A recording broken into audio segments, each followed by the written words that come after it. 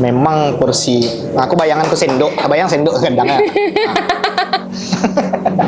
Sagunung. Mbak pun bingung cara mabiannya. Ya, ternyata mie kuningnya tuh dilataan di atas ya. Ya tidak diaduk Tidak sama diaduk sama apa namanya sayur-sayur ya, yang sama lain. sayuran yang lain. Isian ini. Loba, terus Ada selada, selada, timun, ada kentang, tahu, tuh apa namanya mie, kerupuk merah, ya toge, kuah kacang itu kental kayak. asamnya terasa. Itu kunci.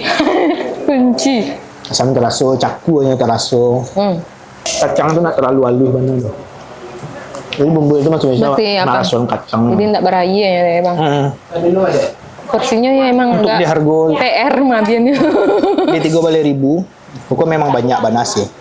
Dan memang badu cocok. Rasanya lah dari tadi menyangguk tapi ini kurang gue.